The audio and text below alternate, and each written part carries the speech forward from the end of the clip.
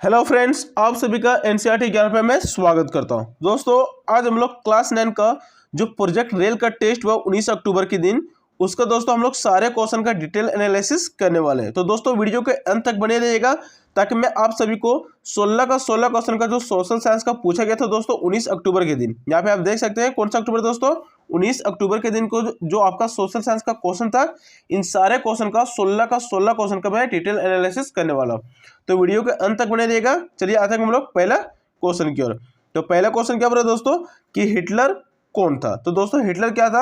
Hitler Germany का तानाशाह शासक था। ठीक है, जो प्रथम विश्व युद्ध के बाद हिटलर जर्मनी किस पर दोस्तों, कौन सा देश, जर्मनी पर अपना शासन किया था। तो दोस्तों हिटलर कौन था? तो जर्मनी का तानाशाह शासक। तो हो जाएगा पहला का ऑप्शन नंबर डी। अब दोस्तों देखते हैं क्वेश्चन नंबर दूसरा की ओर।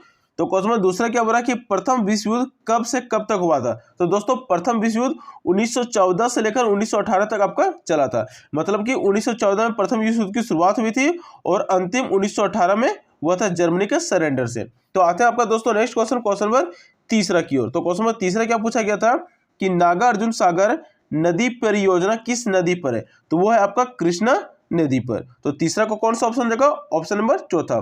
तो अब देखते हैं आपका नेक्स्ट क्वेश्चन, क्वेश्चन नंबर 4। तो क्वेश्चन नंबर 4 क्या पूछा गया है कि निम्नलिखित में कौन सी नदी प्रायद्वीपीय भारत की सबसे बड़ी नदी है। तो दोस्तों प्रायद्वीपीय भारत की सबसे बड़ी नदी है आपका गोदावरी नदी, जिसको दक्षिण भारत की गंगा भी कहा जाता है। तो ऑप्शन नंबर कौन सा हो जाएगा आपका दोस्तों? ऑप्शन नंबर चौथा का ए।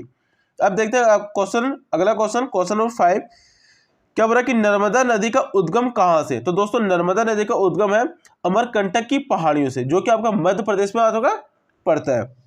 तो पांचवा का इस तरह से ऑप्शन हो जाएगा आपका ऑप्शन नंबर बी, अमरकंटक की पहाड़ियां। अब देखते हैं दोस्तों नेक्स्ट क्वेश्चन, क्वेश्चन नंबर 6 क्या बोला कि युद्ध के मोर्चे पर सैनिक के छिपने के लिए खोदे गए गड्ढे को क्या बोलते हैं। दोस्तों जैसे कि मान के चलिए युद्ध हो रहा है, तो युद्ध को जो छिपने के लिए जो गड्ढे खोदे जाता है उस गड्ढे को क्या बोला जाता है। तो दोस्तों उस गड्ढे को बोला जाता है खंदक, जो कि आपका प्रथम विश्व युद्ध के दौरान देखने को मिलता है। तो ऑप्शन नंबर छठा का कौन सा हो जाएगा दोस्तों? Option number B. अब देखते हैं आपके दोस्तों क्वेश्चन नंबर 7 की ओर। तो क्वेश्चन नंबर 7 क्या बोल रहा है कि हिटलर ने किस समुदाय पर अमानवीय अत्याचार किया था। तो दोस्तों जो हिटलर जो सबसे ज्यादा अमानवीय अत्याचार किया था वो किया था यहूदियों पर। किस पर दोस्तों? यहूदी जातियों पर, जो कि अभी यहूदी लोग आपका इजराइल देश में बसते हैं। सबसे ज्यादा भी यहूदी कहाँ पे रहते हैं? आपका इजराइल में। ठीक है, यहूदियों का देश कौन सा कहलाता है? इजराइल। और हिटलर ने किस समुदाय पर अमानवीय अत्याचार किया था? तो वो यहूदी लोग थे। और दोस्तों अभी जान सकते हैं कि यहूदियों के बीच जो आपका इजराइल और हमास जो आतंकी संगठन है उसके बीच में अभी युद्ध चल रहा है। अब दोस्तों देखते हैं नेक्स्ट क्वेश्चन, क्वेश्चन नंबर 8 की ओर। तो क्वेश्चन नंबर 8 क्या बोल रहा है कि भारत के किस राज्य की न्यूनतम प्रति व्यक्ति आय सबसे कम है। तो दोस्तों वो है आपका बिहार का। तो आठवां का कौन सा ऑप्शन है दोस्तों? Option number A. अब दोस्तों देखते हैं नेक्स्ट क्वेश्चन, क्वेश्चन नंबर 9 की ओर। तो क्वेश्चन नंबर 9 क्या बोल रहा है कि शहरी क्षेत्र में किस प्रकार की बेरोजगारी नहीं पाई जाती है। तो दोस्तों शहरी क्षेत्र में मौसमी बेरोजगारी देखने को नहीं मिलती है। शहरी क्षेत्र में ज्यादातर आपका शिक्षित बेरोजगारी और औद्योगिक बेरोजगारी देखने को मिलती है। ठीक है, तो नंबर का कौन सा ऑप्शन है दोस्तों? ऑप्शन नंबर सी, मौसमी बेरोजगारी। तो दोस्तों मौसमी बेरोजगारी किसको बोलते हैं कि जो किसी विशेष मौसम में काम करने को मिलता है। जैसे कि कृषि के क्षेत्र में, कृषि के क्षेत्र में क्या होता है कि जब कृषि का कार्य होता है तो आपको काम मिलता है, बाकी समय वो क्या रहता है? खाली रहता है। तो उसी को बोलते हैं मौसमी बेरोजगारी।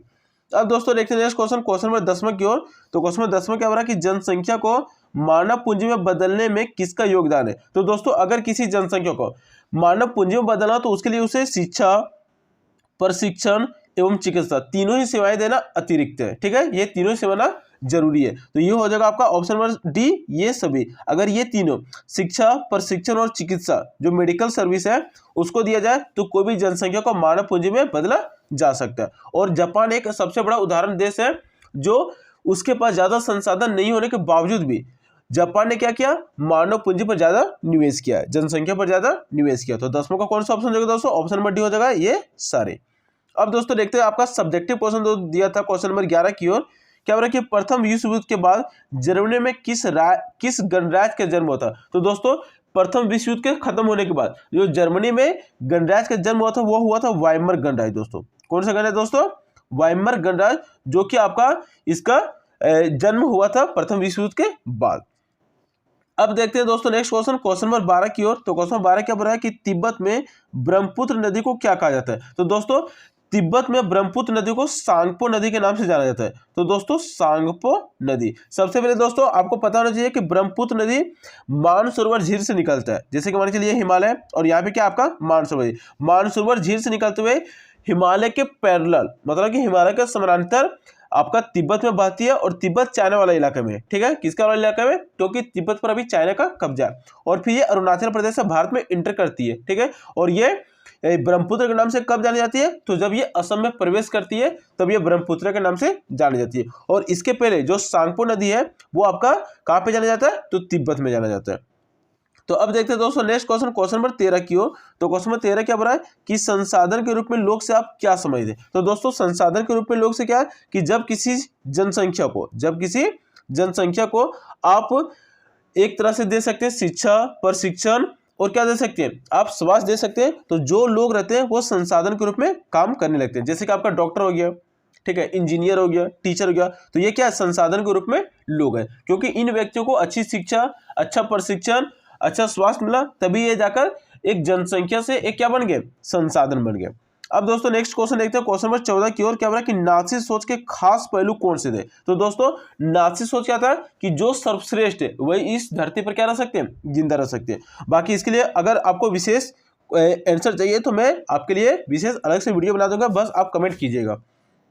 तो अब देखते हैं नेक्स्ट क्वेश्चन दोस्तों, क्वेश्चन 15 क्या बोला है कि किसी देश की अर्थव्यवस्था में नदियों का महत्व बताए। तो दोस्तों अगर किसी देश में नदियां रहती है तो वहां पे व्यापार बहुत ही ज्यादा सुगम हो जाता है, क्योंकि आपका जहाजों के माध्यम से एक देश से दूसरी जगह सामानों को क्या जाना, एक जगह से दूसरी जगह ले जाना थोड़ा सा आसान होता है, ठीक है। तो ये हो जाएगा आपका 15 का।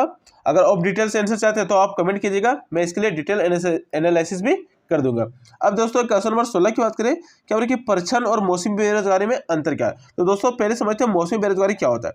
तो दोस्तों मौसमी बेरोजगारी क्या होता है कि किसी विशेष मौसम में जब किसी व्यक्ति को काम मिलता है तो वो कहलाता है मौसमी बेरोजगारी। जैसे कहने का मतलब क्या कि कृषि के क्षेत्र में, किस क्षेत्र में दोस्तों, कृषि के क्षेत्र में क्या होता है कि किसी विशेष मौसम में कृषि का कार्य देखने को मिलता है, और बाकी मौसम में क्या होता है कि वो खाली बैठा रहता है। तो उस तरह से जो बेरोजगारी कहलाता है उसको बोलते हैं मौसमी बेरोजगारी। और प्रच्छन्न बेरोजगारी क्या होता है दोस्तों कि जब एक छोटा सा भूखंड में, मान के चलिए कि इस छोटा सा भूखंड में 5 लोगों के काम की जरूरत है, लेकिन इस छोटा सा भूखंड में 5 की जगह 10 लोग काम करेंगे, तो जो 5 लोग एक्स्ट्रा काम करें उसको बोलते हैं प्रच्छन्न बेरोजगारी। तो ये था दोस्तों आपका मौसमी बेरोजगारी, और ये आपका था प्रच्छन्न बेरोजगारी, ठीक है। तो ये था दोस्तों आपका 16 क्वेश्चन का डिटेल एनालिसिस। अगर दोस्तों आपका वीडियो पसंद आया तो वीडियो को लाइक भी करें, और चैनल को अभी तक सब्सक्राइब नहीं किए तो जरूर से जरूर सब्सक्राइब करें। तो मिलते हैं दोस्तों नेक्स्ट वीडियो में, अभी के लिए इतना ही। जय हिंद, जय भारत।